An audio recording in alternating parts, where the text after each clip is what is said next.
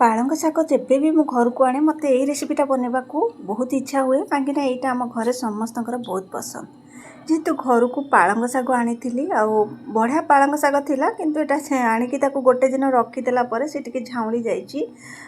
कहीं शागटा बेसी समय रहे जब सांगे सांगे फ्रेश आणिकी बनईने ताले शागटा भल रही था आउ शाग को भल भाव बछा बछी करके नहीं जाइए धोईकी रखीचे आलू सारू बैगण कखारू आउ अल्प किछि बड़ी भी ये नहीं जाइए सबू परिवा को भल भाव प्रथम धुआ धुई करके काटि नवा कड़ाई रे तेल देदेली मुझे सोरिष तेल व्यवहार करे कहीं सब जिन मत सोरिष तेल बनइले बहुत भल लगी था आउ शागटा तो सोरिष तेल बनइले आहरी टेस्टी लगी था अल्प किछि तेल देकी प्रथम बड़ी को भाजी नहीं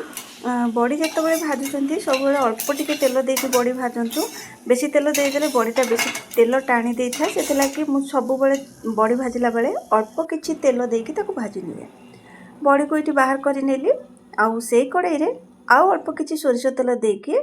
आलू सारू बैगण कखारू जो आपको सब धुआ धुई करके छोट छोट कर काटिके रखी ताकू देके से अल्प किछि हलदी गुंड देके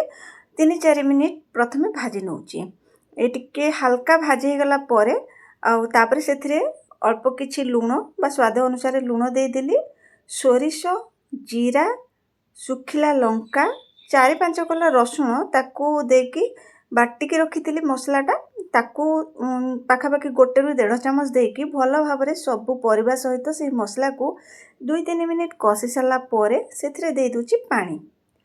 पानी देके भल भाव ताकू मिसई दबा आउ गैस रो फ्लेम को लो मीडियम रे रखिकी कवर करबा जेमती कि सबूतक परिवा भलसे टिके सिझी जिवे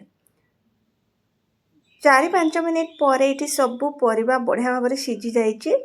एबे से बड़ी को दे दूची बड़ी को जिते दौथे से बड़ी को टिके हल्का हाथ में भांगी दिंतु खंड खंड कर दिंतु सबुतक बड़ी देदेली आउ जो पालंग शाग को ये धोईकी छोट छोट कर काटिकी रखी देदेली सबू को भल भाव में मिसेकी 4-5 मिनिट ये छाड़ी दूची कभर करूनी बिना कभर 4-5 मिनिट छाड़ीदेली जमी आमर शागटा टिके भल भाव में सिझीज शाग बढ़िया भाव में सिझीगला परिवा सब भल भाव में सिझी जाइए एबे ताको गोटे गिना को बाहर कर नेली आउ से कड़ाई रे आउ अल्प किछि सोरिष तेल फुटण सुखिला लंका ताको देके भल भाव में टिके फुटई सारा पर से पियाज आउ रसुण ये भल भाव में छेचिके रखी पियाजटा को छोट छोट कर काटी आउ रसुण को छेची देइथिली ताको देके भल भाव में किछि समय भाजी नेली से जिते भल भाव में भाजी हो जो परिवा सहित शाग को सिझेकी रखी ताकू देदेली देकी 2-3 मिनिट ये कभर कर नौची जमीक तार सबूतक बास्ना इतरे रही पखाड़ भात सहित हो कि गरम भात सहित हो खाइबे बहुत बढ़िया लगे पुणी देखा नुआ एक भिडियो रे। जय जगन्नाथ।